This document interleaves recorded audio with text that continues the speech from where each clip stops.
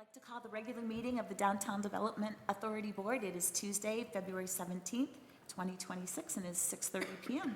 Could we have a roll call and determination of quorum, please? Chairperson Debbie Burgess, Here? Vice Chairperson Dr. Sam Caruso, Here. Secretary Laurent, Here. Treasurer Shell, Director Campbell, Here.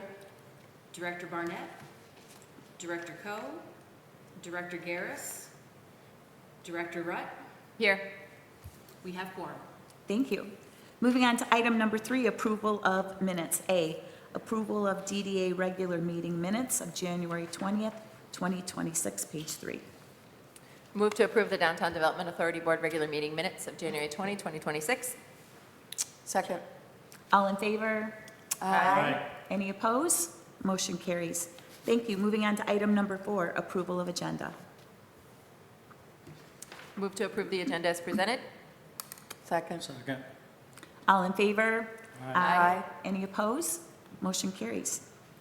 Thank you. Moving on to item number 5, a call to the public. The DDA welcomes comments related to the work and spirit of the DDA on non-agenda items. Each person wishing to address the DDA board shall be afforded an opportunity to do so. When recognized, please give your name and address and direct your comments to the chair. Comments on the agenda items may be allowed upon the calling of the item. Comments are limited to 3 minutes or is allowed by the board chair. Okay. Moving on to item number 6, consent agenda. All items on the consent agenda are approved by one vote. A, financial reports, page 11, and B, notice of appointment, board member, page 23. Move to approve the consent agenda. Second. All in favor? Aye. Any opposed? Motion carries. Thank you. Moving on to item number 7, financial matters. A, bill approval, page 32, roll call required. They're going too fast. Oh, he's there. Yes, sorry. Trying to keep up. Chairman Burgess. Oh, we need a motion. We need a Oh, motion. sorry. I move to approve the disbursements in the amount of $20,588.98 for January 2026. Support. Let's have that roll call. Roll call, please. Chairperson Burgess, Yes. Director Campbell, Yes. Vice Chair Caruso, Yes. Yes. Secretary Laurent, Yes. Director Rutt. Yes. Motion carries. Thank you. Moving on to item 8, new and old business.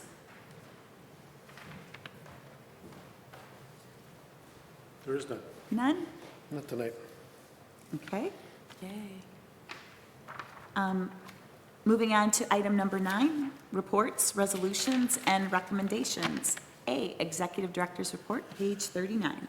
Good evening, Madam Chair. I'm excited. These are not posted yet. I'm going to steal a little bit of thunder of our Assistant Director just because I'm very excited about the day that we had in our town. Janet, our outstanding Assistant Director, secured through volunteer professional photography to capture the Ice Fest and the ice golf that happened in our town just on February 7th, so just 10 days ago. The pictures don't do it justice of how cold it was on that day. I would applaud those weaker than the regular DDA folk that had to have the golf hole in their store. I won't pick on anybody on this. Some had their golf hole outside, but seemed to run inside to their kitchen all the time. The rest, no, I'm kidding. A big thanks to the board for everybody's participation. This is only one of the 2 photographers that Janet was able to secure. This is going to try to be more of a regular occurrence for us so that we really continue to build just an awesome set of photos of the day. And yeah, it's a lot of, looks like, oh, those are a lot of the same. They're just really cute the more you look at them and the people that we see, the activity with the ice golf sculpture. So Janet will go through that in her report, but I thought that this was really cool, a really cool day. So for my report, it's in your agenda. Sorry, I'm kind of working off of the screen today. The report is in your file, and page 40 or so. What's going on in the life of the executive director? Not that you have to look at the screen on this, the report's there. My office has been really active on preparing for budget. I had an outstanding meeting with our great village manager, Mr. McClary, today. Very cordial and upbeat and positive. He and I both seen that the direction of where we're going from valuation and others is improving, which is great. We've got a lot of big things to do. The DDA does and the village. And so we'll be attacking our budget. I've already started it towards next year. The board should anticipate in March we'll be doing a series of budget adjustments to get this year kind of in line with some things that have not gotten out of whack by anything other than utility costs are out of whack and gas bills are, I mean, when it's 0 degrees for 40 days in a row, everybody knows we're encountering. So our budget too, we'll just have to do some adjustments on that. Emily, who had to leave us for health reasons, I did hear from her. She's doing well. The reason I heard from her is because I had to call and say, okay, where have you been putting certain things within the budget? And she was great to help out with that.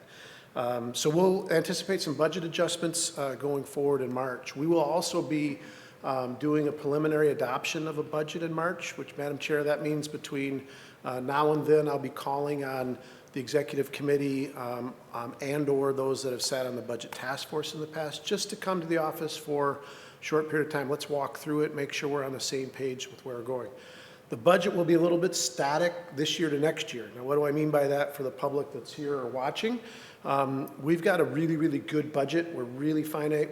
We focus that budget in this current calendar year, different than we've done in the past because of the nature of the lumberyard.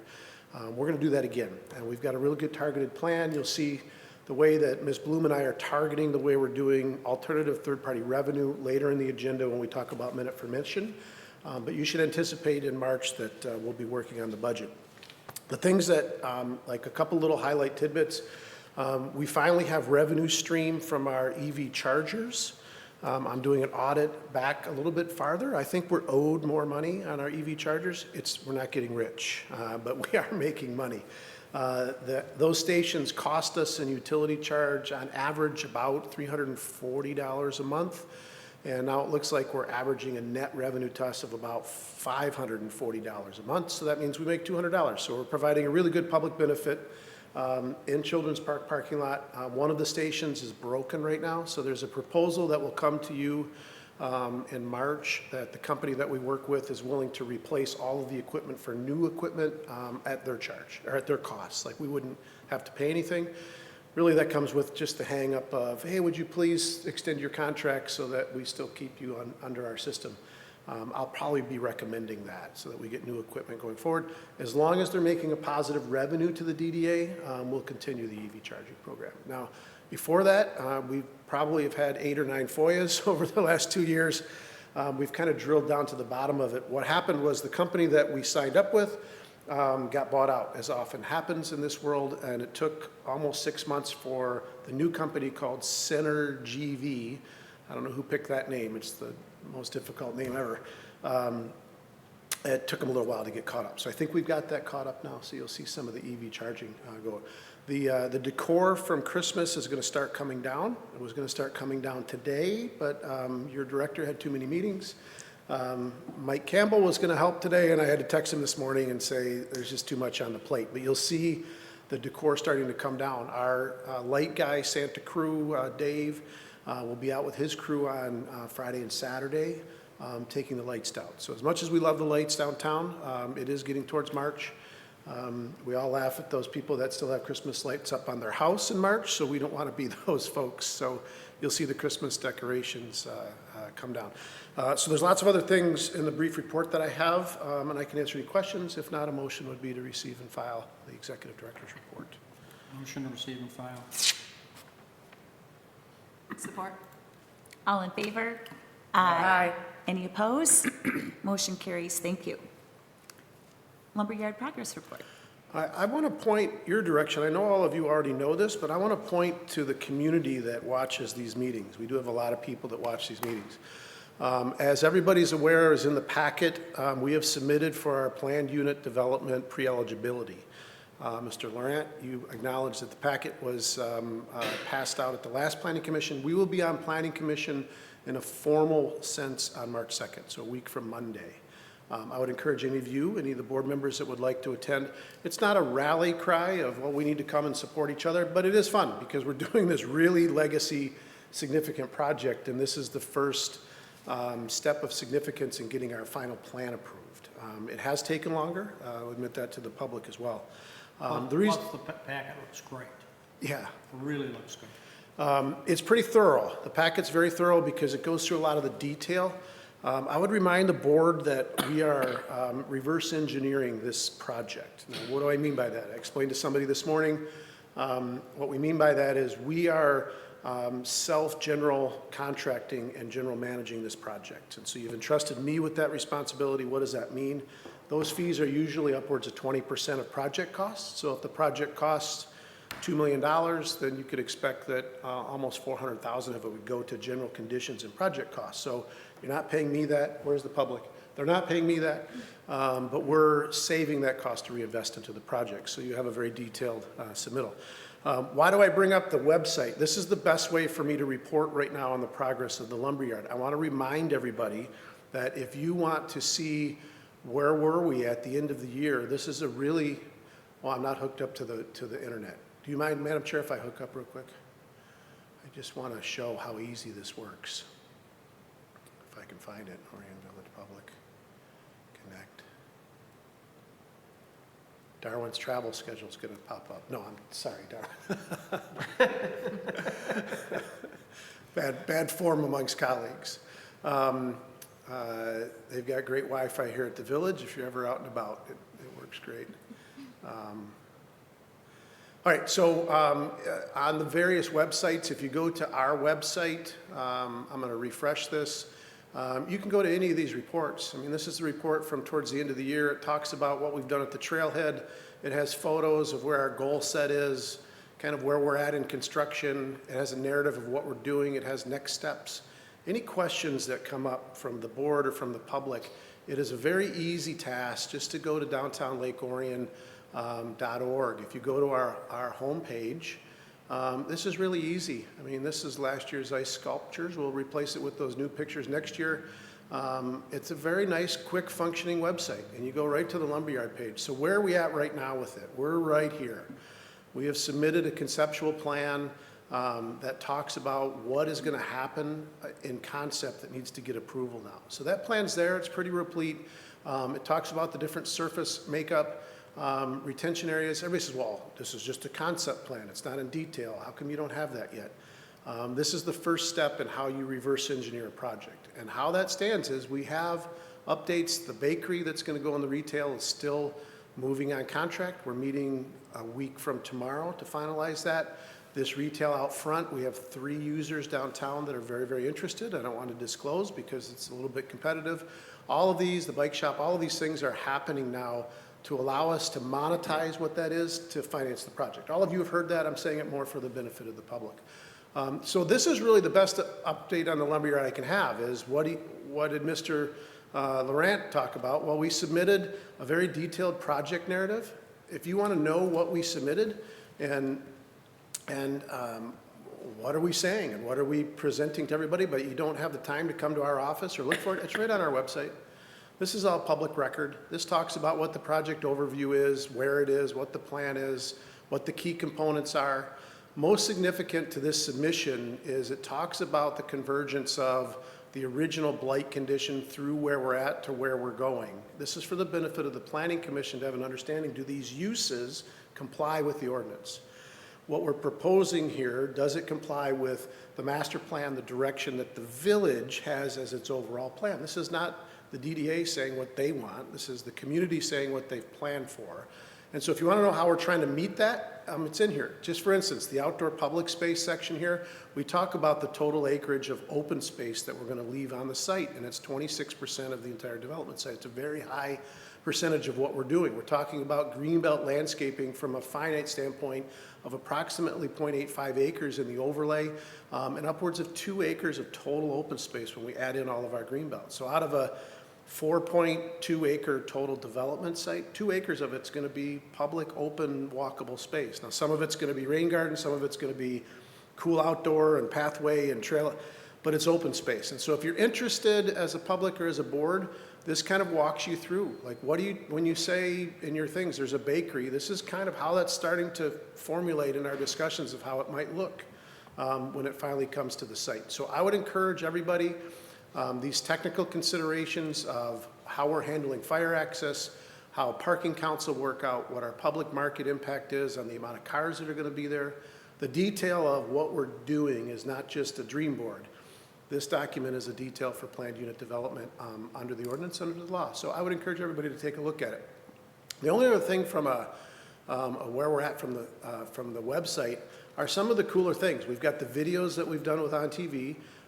We'll probably later this spring, when we get closer to kind of a true groundbreaking, what we've been doing now is the historic preservation. We will have a third video that will talk about the next step of this, PUD, what that means. It'll be right here. If you like, where is that? Just go to our website. What I really love is you say, well, you know, renderings are the dream. This is the dream of what we're doing. Now, these are not exactly what's going to get built. What a rendering is, I would emphasize to the board, is this is the concept of what we're going after. It might look different than this. You know, when we really get down to it, it might look, why would it look different? Because the bike shop may take this and say, well, you know, we really like that, that's great, but it doesn't fit specifically what our needs are. Or this Thursday, I'm walking through a DTE service planning, so we get all the electrical work moving forward. DTE may say, well, you can't drop the service drops, what we need for power for this in the way that you think you can. It might change, and so the footprint might change. So if you look at these and we want to show your friends, like, look at the cool stuff we're doing. I love this one because we do probably want to do some type of shipping container outdoor market concession. Well, that's not where it's going to go. Sometimes the AI programs just put things in the wrong spot, but it gives us the representative capacity because that's the actual deck that you all approved. It just has people on it with the ability of using AI programs to do it. The trailhead building, that's what the building pretty much looks like today, but that's what it's going to look like in a year as well. But it's going to have these cool gates and access points and natural trailway. The barn, it kind of looks like that from the east side right now. The lighting fixturing is in process of getting identified. So go to the website. So last thing on the report of what are we doing next steps, immediate next steps. I'm working very diligently on a lighting plan and an illumination plan. So you can see this picture down here at the bottom. Sorry that these keep popping up. If I knew how to get rid of that. This is the illumination plan. So why is this important? We're trying to get a jump start on PUD for the planned unit development process with Planning Commission. So when we go to final site plan, we already have all of our lighting plan. We've already compliant with the ordinance. We're moving forward so that we can time the ordering of fixtures, placement of electrical drawings, those types of things. This is how you reverse engineer a project like this. Instead of waiting until we get plan development and then finding an electrical contractor to say, could you draw what you think we need here? Now we have a plan, and next thing you know, it's October. We are layering everything on at the same time. So you're seeing illumination plans for the whole site that talk about where we're going to put certain drops, where we're going to put certain exterior lighting. If you go through closely with a plan like this, if you put everything and you lit it up, essentially this is how your site would look. All the light is captured on site. So we're going through this type of effort from a pre-planning standpoint. The DT service planning is already started. It's already been submitted to DT. We'll meet on Thursday. I have an RFP prepared to seek electrical contract proposals.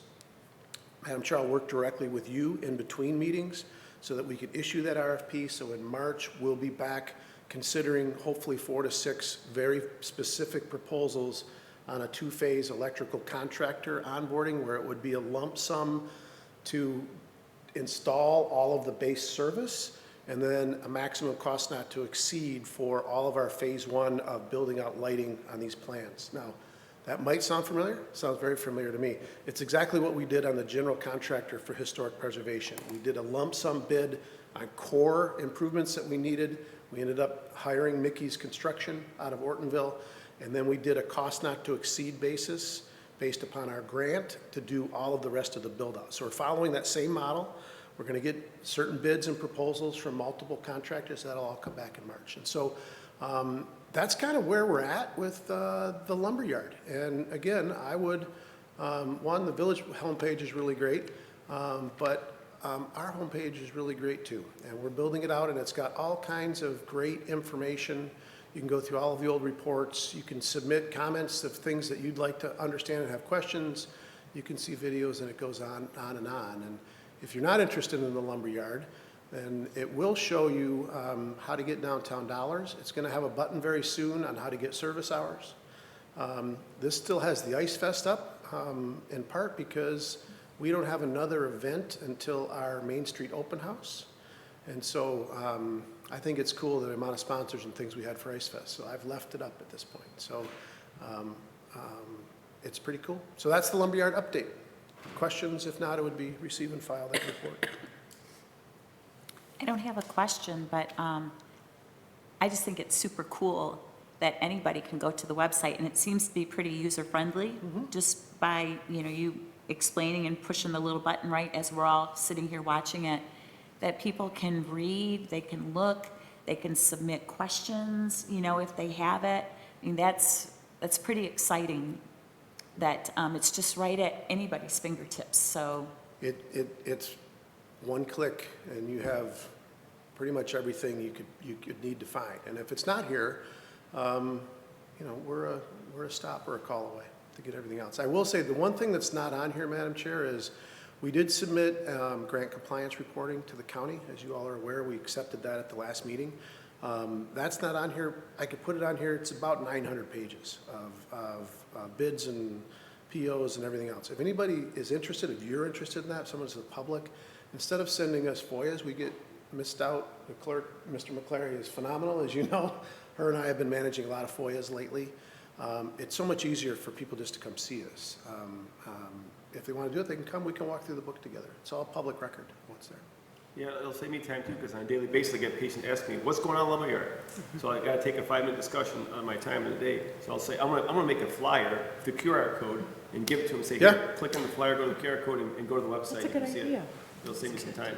Yeah. Every day I That's get a really asked good questions. idea. Yeah, I'm really, I'll be honest with you, I'm really most pleased with the fact that we've been doing these monthly, they're almost monthly reports. This really just, people are like, so the next one will be populated in March. We didn't do one this time because the PUD narrative is up. But I think these are great because they really talk about, like, where are we? Like, what's coming next and getting this done?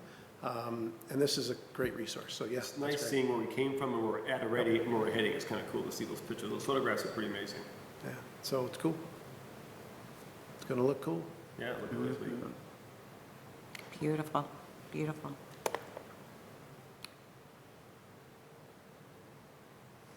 So we need a motion, do we have a motion? Right there. Receive and file the director's report. I make a motion. That was backwards. but- Support. All in favor? Aye. Aye. Any opposed? Motion carries. Moving on to number C, Assistant Director's Report.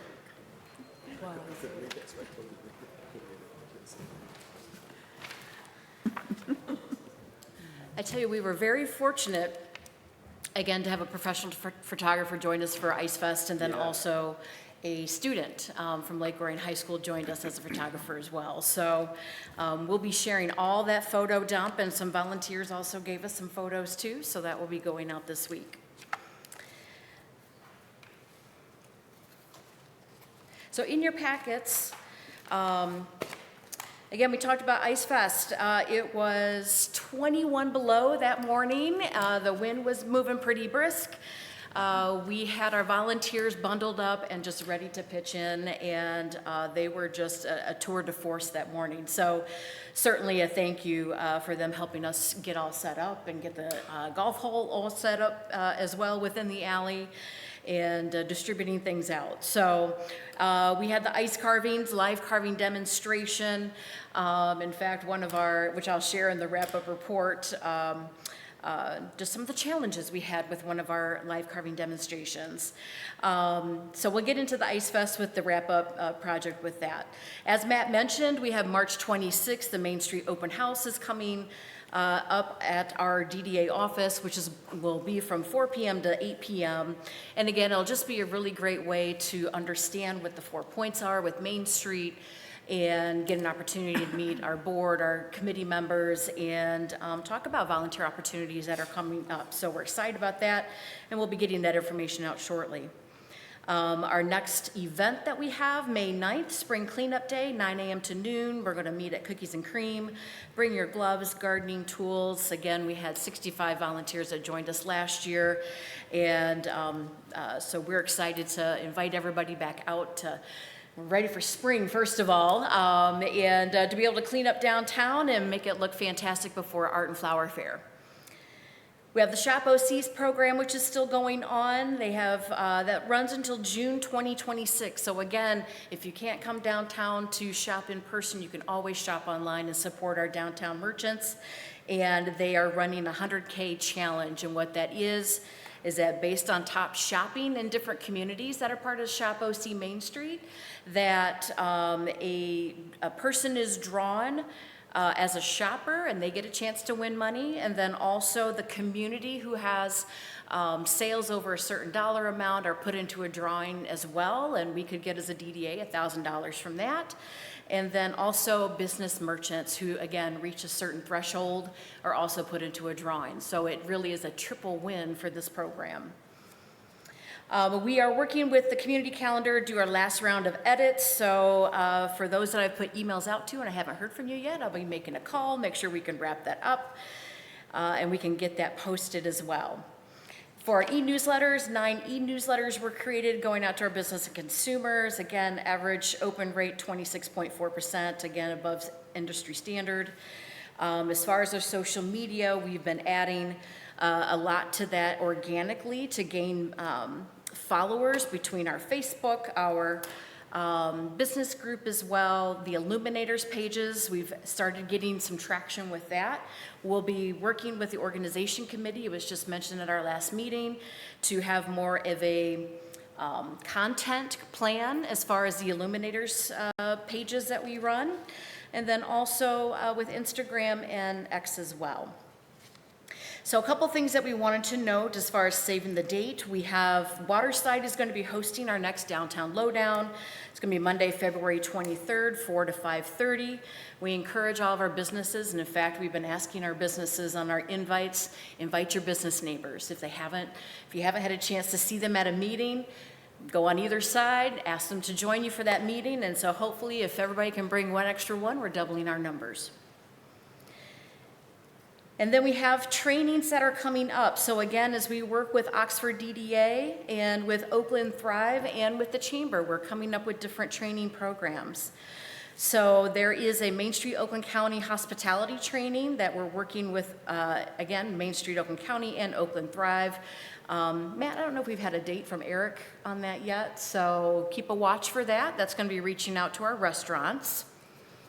And then May 18th, a joint training with, again, Lake Orion and Oxford DDAs, working with the Michigan Retailers Association with Trends for Retailers. And then June 15th, actually, sorry, that date just changed today, it's June 16th, with Oakland Thrive, along with the Chamber and Oxford DDA, doing Brand Love in Action, How Emotion Wins Hearts and Build Loyalty. So again, want to certainly have our businesses join in for those different trainings. We've also scheduled one for September 21st, again with the 2 DDAs, Small Business Insurance and Preparedness. So again, great opportunities for businesses to learn information and again, just additional resources to help out our business community. So we have, let's see if I can get in here. Go downtown. I don't know if I'm going to get to the right spot. You want to go to our website? No, I was just going to get to the board packet.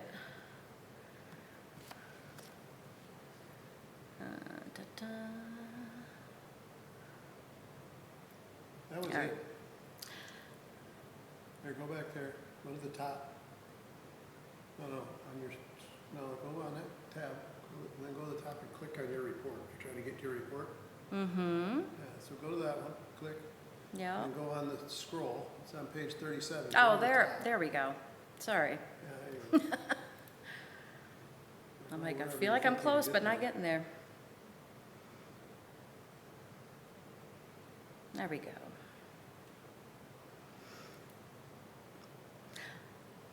So again, for the Ice Fest, it was chilly, it was cold, it lived up to its name.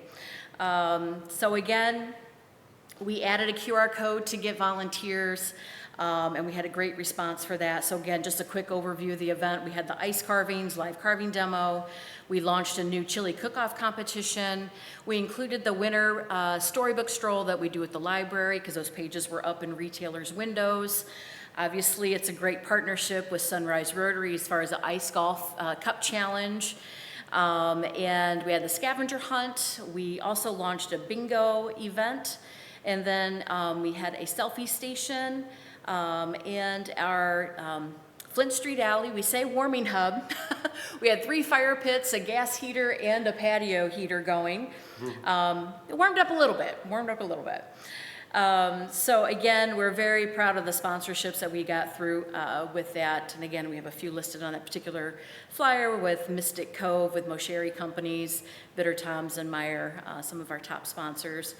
Again, with the chili cook-off competition, I was thrilled with the participation that we got from downtown restaurants.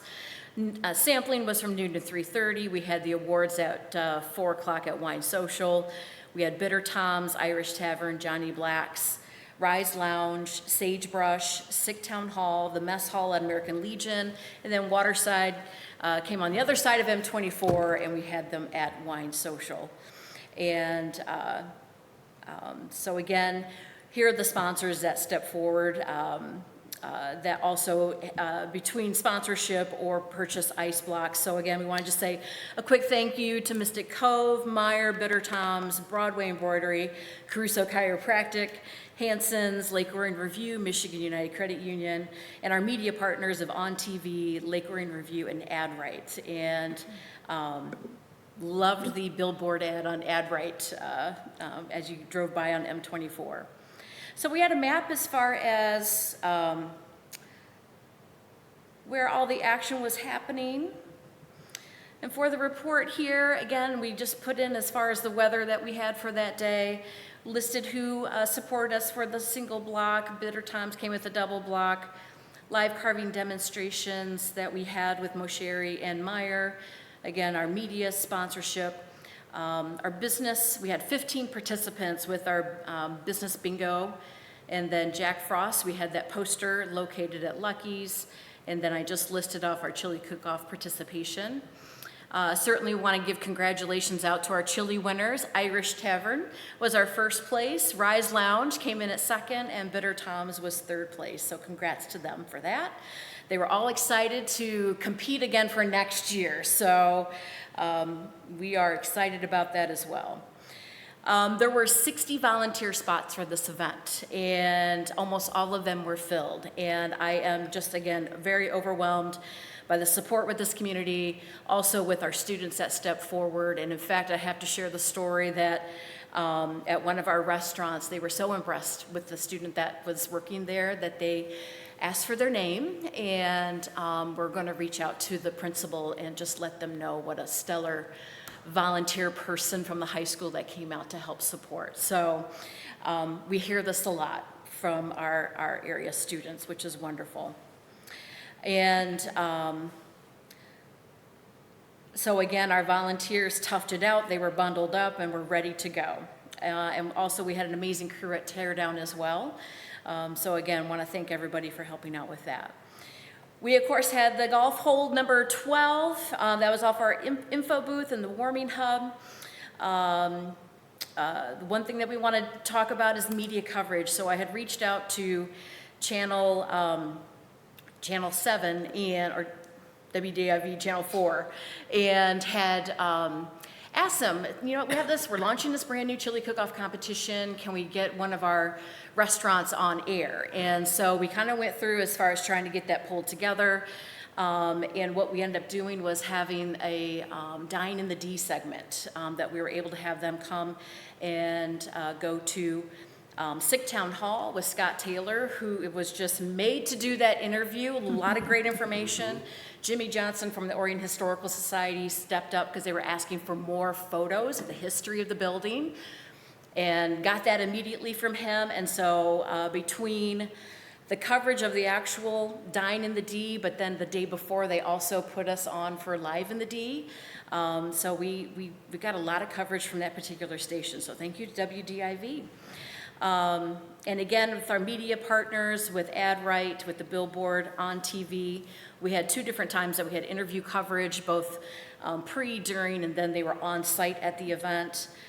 Lake Orion Review with an ad and an article the week of. And again, we have many different locations that are listed here that we were able to get additional coverage. And then the surprise of Channel 7 coming into the office the day before the event and capturing some good information on the lumberyard. So a couple of the feedback, a few of the feedback that we got. My favorite one, we had the most visitors of any downtown event ever. Thought you'd like to know that. So that warmed my heart to hear. Ice Fest seemed like a success. My daughter said sales were good considering the cold weather. She did say that not many participated in the bingo, but that those that did it liked it. She suggested to do every Saturday in February to entice people out of their homes and come downtown. I'll throw that back to the promotions committee. And then one of our restaurants, consider including celebrity chefs for next year's cook-off. They can even be people that are local, like your police or fire chief and longtime residents. We have sent out an Ice Fest post-event survey out to businesses. We've gotten 7 responses back. And so we will, again, just kind of poke again and remind our businesses if they could fill that out, and we'll collate that information together. And then also, as far as successes and challenges, again, wonderful support with our volunteers. I would suggest that I add in another level as far as a volunteer coordinator for our chili portion, since that's very intensive with the volunteers for that event. And then also with the alleyway, and then just a few other operational things that we're looking to do. As I mentioned earlier, we had a 900-pound group of ice blocks that had fallen over, and thank you to one of the golfing groups that was walking by. They all lifted it up, and we were able to do our live carving demonstration. Luckily, the blocks did not break, probably because it was so cold. But again, you know, everybody just came together for this event. So for this event, again, as we've been working on building our sponsorship activities with this, I did have the budget included in the packet. So a couple areas that we'd like to bump up for next year would be the single block coverage. We were hoping to get a few more for that. That would bump our numbers up a little bit. Again, with the chili ticket sales as well, we sold 64 tickets. We'd love to bump that number up again. And we'll work with our restaurants to do additional marketing and get tickets out a little sooner on that as well. So the total, almost 2,000 that we were in the good on this event. So again, looking to just build upon that for next go. And that was for Ice Fest. Any questions or comments? I was able to attend, and the chili cook-off was the best part of the whole thing. I had a lot of fun. My wife really enjoyed that. I think it'll be, I think this is the first time ever, right, having a chili cook-off? Yes. That'll be a successful event in years to come. It's going to get busier and better. It was really fun to be able to sample the different restaurants and stop and have a cocktail. And it was chilly outside. It was nice being inside in restaurants enjoying the chili. Yes. So it's yeah. cool. Yeah, it was a lot of fun. It looked like it was very well attended. All the golfers had a ball. I didn't realize I've never attended events. I was always out of town that weekend, but the golfers had a ball, as evidenced by the noise in the ambitions at the wine social. Yes. Yeah, I stopped there. It was pretty incredible. It was loud. Yes. It was a pretty fun place to be. I think I'm getting old. I don't like the loud noise, so I left early. But it was quite nice. And it was a lot of fun. Everybody had a great time. I especially had a great time, as did my wife. Thank you. Looking forward to next Thank year. you. Okay, great. Thank you. Moving on to item number 4, minute permission, Madam promotions. Chair, if you could receive and file Oh, that. receive Yeah. and file. Let me get my other hat Make a on. motion to receive and file the executive director report. Support. All in favor? Aye. Aye. Any opposed? Motion carries. We're just double on it today.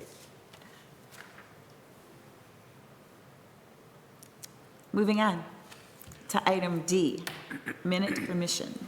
So, Madam Chair and the board, all of you should get used to this. Every meeting now, we're going to have a section that is minute for mission. And the mission is what are we doing that's going to better align ourselves with being a great America Main Street community? Whether we ever win that award or not, we're going to be one of those communities. And so this month is focused on the targeted work that Janet, our Assistant Director, did for Ice Fest. I can't emphasize enough the overall success of her effort for that event.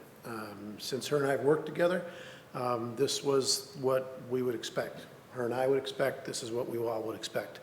The budget, she ran through it real quick. I'm going to show you again what our approach is to now start working these through more traditional Main Street. So how does this apply to all of that? This applies to mostly our promotions committee. It touches all the committees, but it's focused initially in promotions. So Janet and I put together this survey that went out. If you remember from our informational meeting, 2 full PowerPoint slides of all of the events that the DDA had some role in. And by comparison, the city of Rochester, which is twice the amount of revenue and a bigger community, has 7 events that they get involved with. We have, what is the count, 42? It's close to 60. 60? So this survey that you're seeing that's so small on this screen that you can't really read it is the survey of just what is on the plate for what we would be expected to participate in. So what are we doing, Madam Chair? And this is more of a presentation for discussion, if anybody has a question as we go through it real quickly. More significantly, after the fact, a suggestion. So just because it's hard to read.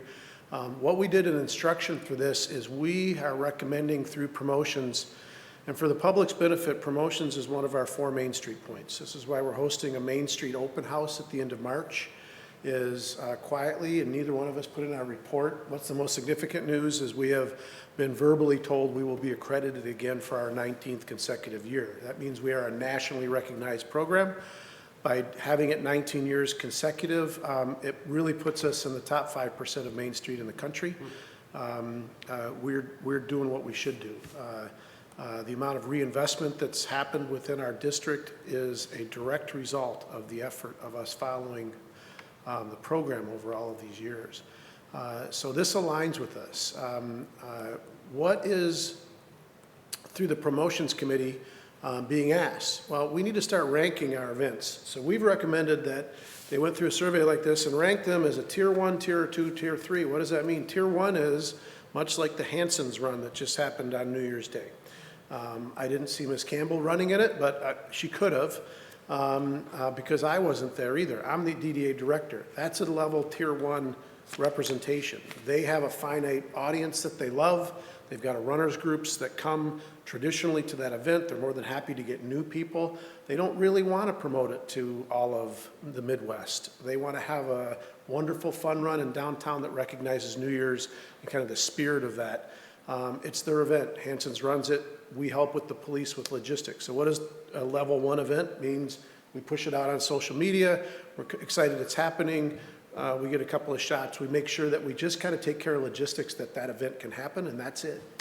We don't go find sponsors. We don't put up marketing. We don't do any of that. That's a tier 1 event. We have lots of those that happen in our community. What's a tier 2 event? That's more of a partnered event, meaning Dragon on the Lake is a tier 2 event. Dragon on the Lake is not a DDA event. It is not a core event of signature to the DDA. That's an art center event. It even started with the art center. Flower Fair started with us, and it's an art center event.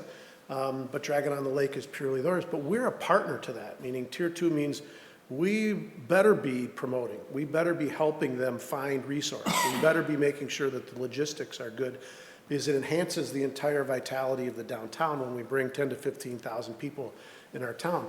But that's a level 2 event. Level 3 would be what we just did, Ice Fest. Ice Fest is becoming and is a very signature key event for the DDA. Yeah, we're partnered with the Rotary. We want to make it so that the ice golf is just a portion of a larger signature festival that helps primarily our restaurant community, but really all of our businesses downtown in a time where they most need it, in February and March. Long-term, we would probably look to add something, maybe smaller scale. We used to do Restaurant Week. We were having a great debate. Restaurant Week's on the list, right, for ranking. So we want our board, our committees, the core work that we do to really recognize what these events are and then set forth, like, why are we doing these? Are they economic vitality related? Are they just branding related? Are we just trying to create that we're a cool town and we want people to know it? All of that goes into what she didn't show you, shame on you, and I'll make sure that you see, is she created a very comprehensive work plan to create Ice Fest. Why is that important? We will not be a GAMSA awarded community unless we indicate a year-over-year pattern of understanding that you don't just suddenly show up and have an event. So her after post work, like what happened, kind of the after analysis, that's going to become a core of what we do for everything that ties back to the work plan. When we planned it, did it actually achieve, both monetarily, structurally, volunteer? So this starts with all of that in the ranking. So we've just kicked this off. We have results from 7 different committee members. We'll try to get a few more. If you're interested, we'd love to have you too. So where does that go? It kind of leads into how would the ranking apply to certain types of events. Now, I know these are small, but they're in your thing. So this is what Janet showed you for Ice Fest, but this is the one for Polar Express. So Madam Chair, you were curious, Polar Express. Well, how did Polar Express come out? Polar Express was a ticketed event. It should have been a sponsored event because it's an event of significance in this town because it sells out almost immediately. There's 240 tickets for the event. We post it by the end of the day, it's sold out. I just tried to get tickets for the horse racing in Kentucky at Keeneland, and my wife called me at 10 o'clock and said, "Did you get the tickets?" And I was like, "Well, that's out the window, all sold out." Our Polar Express is the same. Sponsors would love to have that. I mean, I'm looking at you, not that you have to sponsor, but like, sponsors love that. So where did we miss on this? We didn't have a sponsor. We didn't really have the work plan built around Polar Express. Now, why is it important that we rank events? Because leading up to Polar Express, just a couple of weeks before we had Sing and Stroll. And just a couple of weeks before we had Witches Night. And then just a couple of weeks before we had Halloween Extravaganza. We have to, as an organization, get into the process of where are our tier events so that we target what we're doing, so we build more of an annualized package of what all this means and why we're doing it, right? So the great news is, at only $12 a person, this event didn't lose money. We made like $200. That's great. We probably should have made $5,000 on this event. Why is that important? One, we acknowledge it. Two is, we didn't do it. Mea culpa to our board. It wasn't because we didn't want to or we ignored it. It just, we're fixing it, right? These are the things that as structurally we're, as staff and as our leadership, we're fixing. The reason we didn't make more money even as is because we had to rent a trolley. So remember we sent the letter, we're out of the trolley business with Oxford, it's broken. And so we didn't know that until just a few weeks before the event. It was our call, mine and Janet's, and we called, we're doing this because this event sells out. And so you can't yank the rug out from something that families in this town really come to expect and appreciate. It's a cool little event, just is. So we want to get in the habit of whatever tier the event, that this becomes a post-event accounting system that breaks down in what our actual was, what our goal set was for that based on our work plan, what the year over year was, and then some of the notes that accompany that. So that was in your packet. What's another one? This is Light Up Lake Orion. So this was our volunteer night. So for those of you that made that, that was awesome. I think everybody here made it. Ms. Rutt helped me pass out awards. I kept forgetting to turn to her and get them, but she was great. So this is the same thing. Just because it's not Ice Fest Level 3 core DDA event, this would still be ranked. I mean, this would be still a core event, but treated from a purpose differently. So Ice Fest has a purpose of we need to drive customers into businesses. We need to drive people into our town at a time where business is very low. We need to get sponsor dollars behind it. So this is an example of that. This year we did get a sponsor. We had one presenting sponsor. We can do better than that. Year over year, we went from about 40 people that stayed after a downtown lowdown meeting, and we gave out awards last year, to we had 92 people this year. We had more people than we had room, really. Next year will be bigger, because it's just cool. I mean, it's just really cool what we did. So this breaks down the budget of where we were. What was our big expense for volunteer night? Sick Pizza costs a lot of money. So we got to talk to Sick Pizza about, can you sponsor some more in-kind or something? We'd lost a tiny bit, a couple $100 on this event overall, but the purpose of driving identity for our volunteers, we already have, well, thanks to Ms. Campbell mostly, but we already have a significant amount of people that are reaching out to get involved because they saw what we did at Light Up Lake Orion. I thought the signs were cool. I thought the identity, the branding was cool. I thought the whole thing was super cool. So this is an example, minute for mission, of how this year your staff is now attacking the purpose behind event and promotion, and how we will track first with work plan into what we expect, what our goal set is, what our expected budget would be, how we want to find sponsorship, what the result of that is, through the event, through the volunteerism, through tracking all of that, having a post-event report, which would be these wrap-up reports. We'll probably refine this in a different way as we go forward. This is the wrap-up of what did we do there. So there'll be a record that we will have, kind of an analysis over everything at the end of it. We'll do that internally, committee, those that helped, and then that'll be presented to the board at the next meeting after whatever event it is.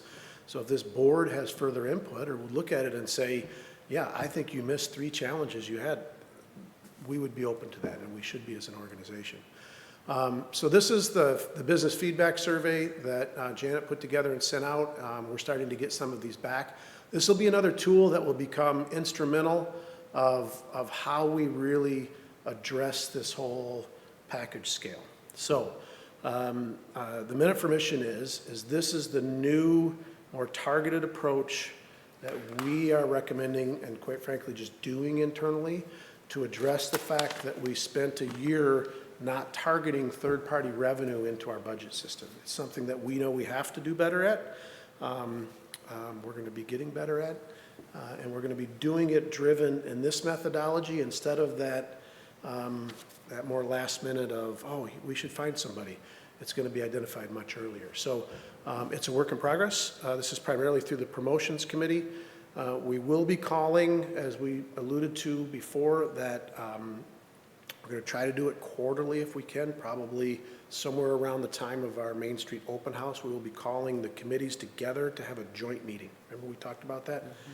That the joint committees would come together and we would be talking about this so that organization and everybody knows that this is where promotion's going, to focus purpose into driving work plan around how we do this. So when we bring reports to you, we can say, Ice Fest next year, we're like, yeah, Ice Fest, we were able to get 300 people in the chili cook-off. That alone, revenue scale, changes the needle. Oh, we're up to 18 ice sculptures.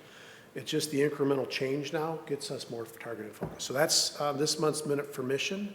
I would love questions, comments. You're tired, whatever you would like, but that's what we've presented tonight. This is excellent. It's exactly what I was looking for back in November, and pushing us to have specific goals. Well, first of all, to look at what events are we involved in, and I love the tier 1, tier 2, tier 3. That shows the importance of each event and how much involvement the DDA will have in it.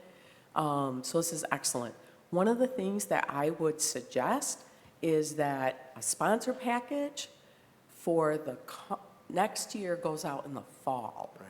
Because those large businesses, Meyer, Mosheri, the banks, et cetera, they're developing their budget in the fall for the following year.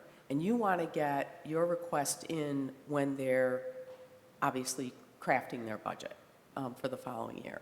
The other thing that is so beneficial and will help bring sponsors back is a wrap-up report to them. Mm-hmm. We call them impact reports when I did them. We showed them the impact that the ROI that they got for the dollars that they gave us to sponsor the event. We had screenshots of social media stats, how many social media posts went out, how many views, pictures from the event. I mean, anything and everything, right, that can show the impact. And that was extremely beneficial in bringing sponsors back year after year. Yes. So just 2 suggestions, but this is phenomenal. It's a good step. I'm really grateful that we are able to see, everybody knows that my goal is for us to be a GAMSA recipient. I'm very, very upfront about all of that.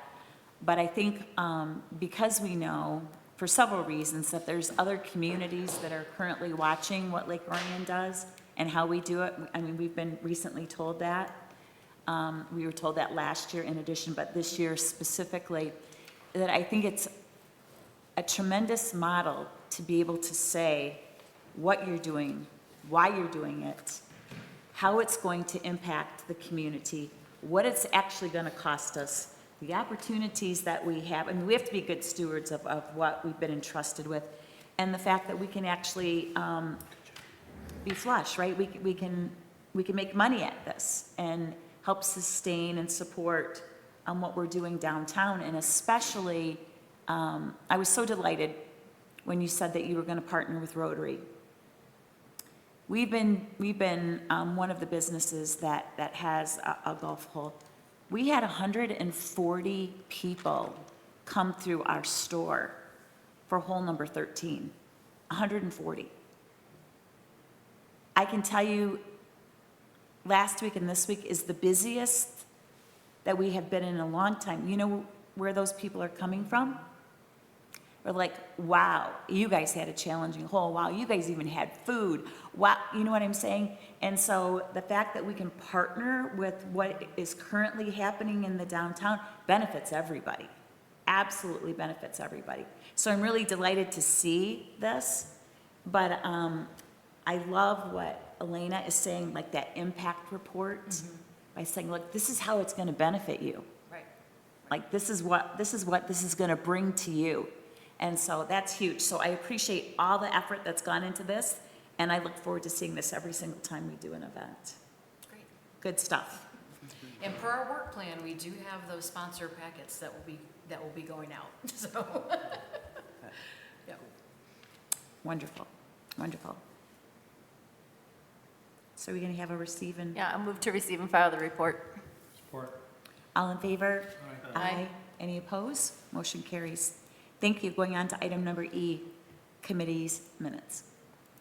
Are these all one item, or did you put them in as 4? It's all one item, so again, we're trying to make sure that we are capturing the minutes and having those included in the board packets so everybody knows what's going on with each of our committees. So for this month, we have the promotions committee was included, as well as the January 19th meeting and February 11th meeting for the organization committee. And they're just included as far as supplemental information for the board.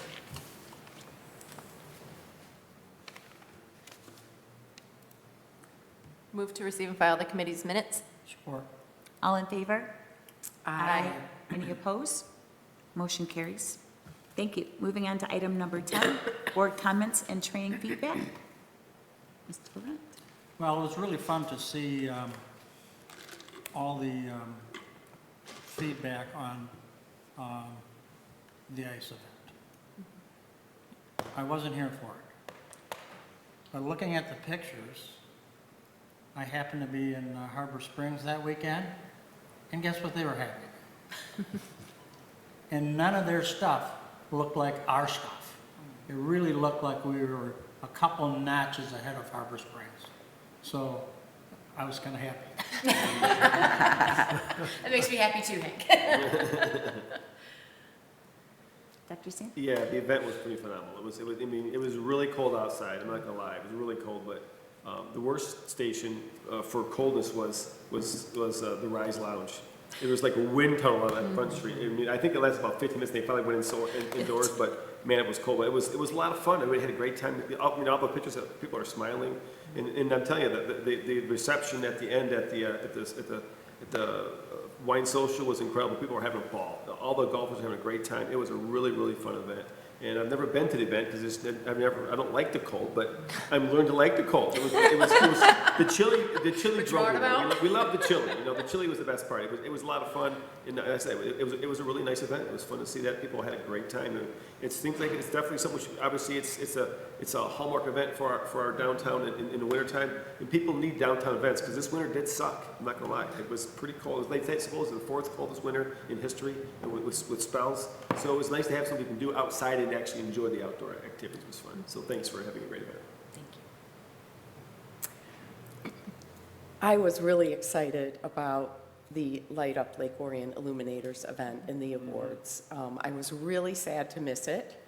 I got delayed coming back from Florida due to ice storms in the middle of the country that were not cooperating with our drive back. But I just want to say thank you to our whole committee, the org committee, and Janet and Matt for all your work on that event. It was just a phenomenal success to have 92 people there. That's just incredible, and we're going to need a bigger place for next year. And huge thank you to all of our volunteers and our illuminators. And for those who don't know about the illuminators, it's a core group of volunteers. We welcome anybody and everybody to be involved in it. It's people who are passionate about our downtown, who want to see our downtown thrive, and who want to get involved.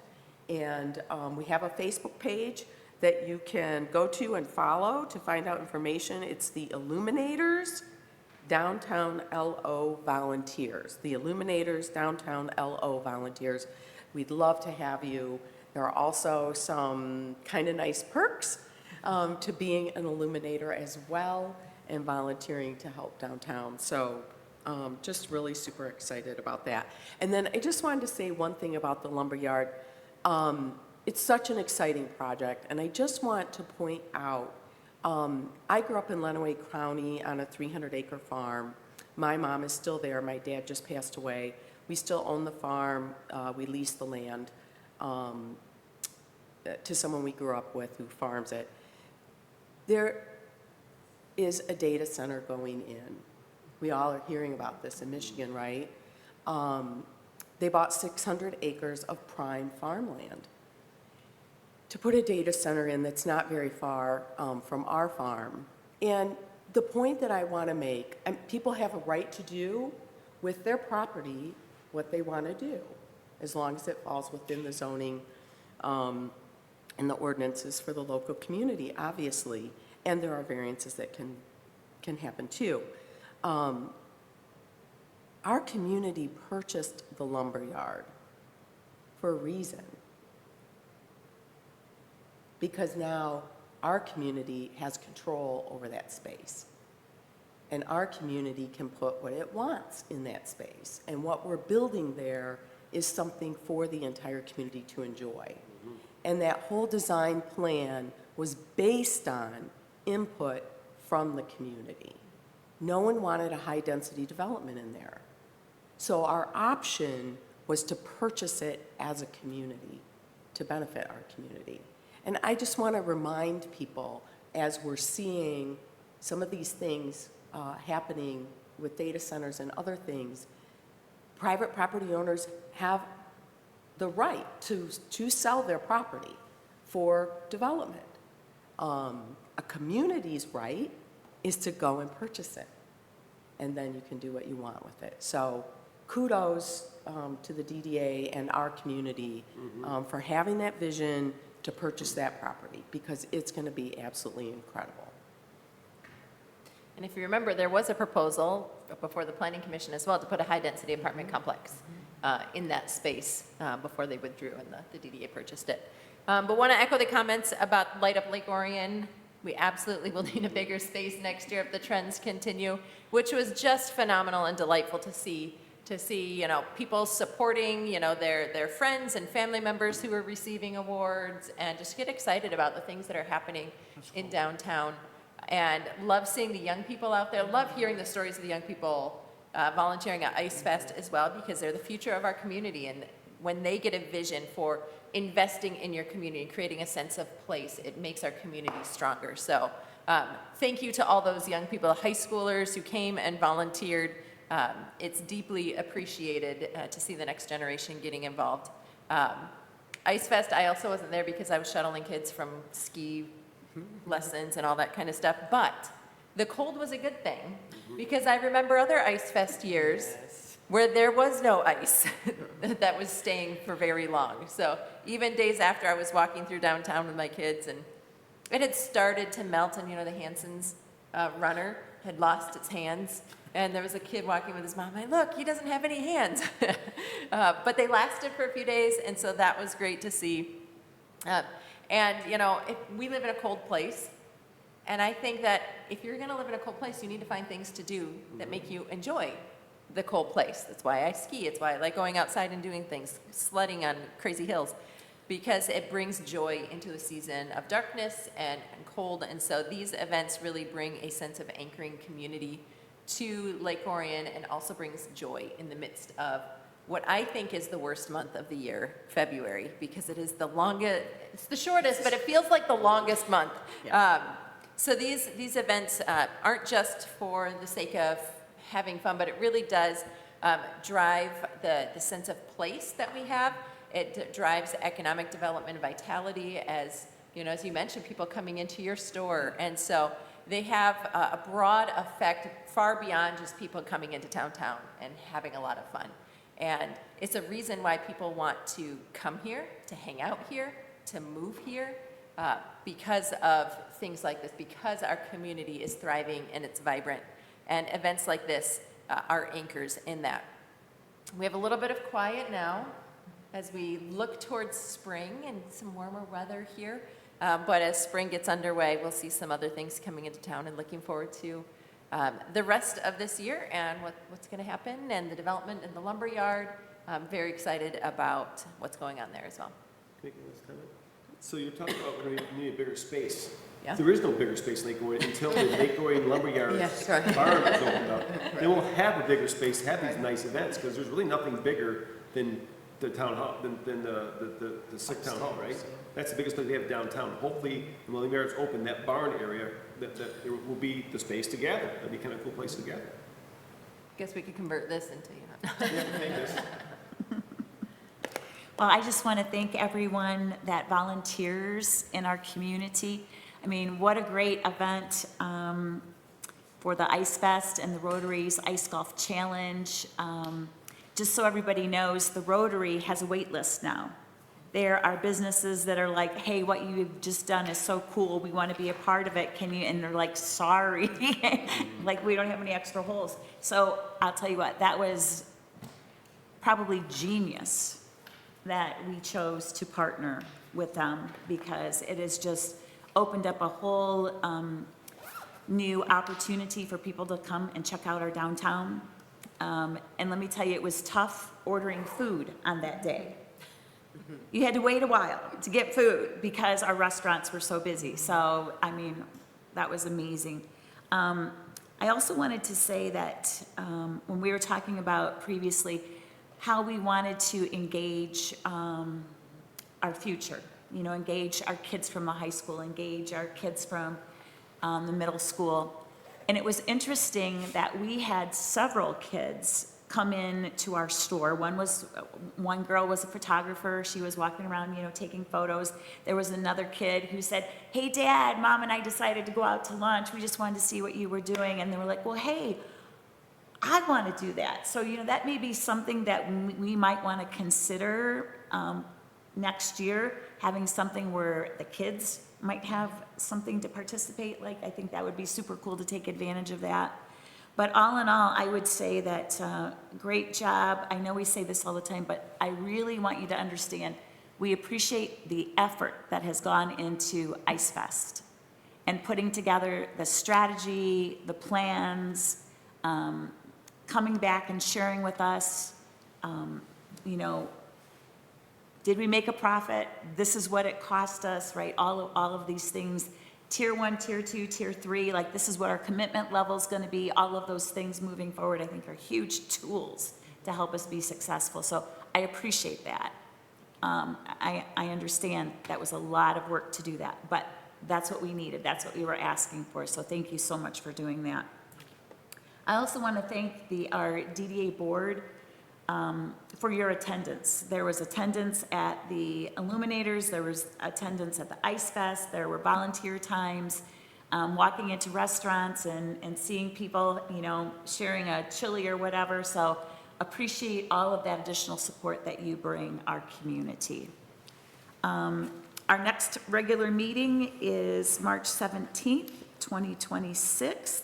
And can we have a motion for adjournment, please? So moved. Support. All in favor? Aye. Any opposed? Motion carries. Thank you, everyone. Have a great evening.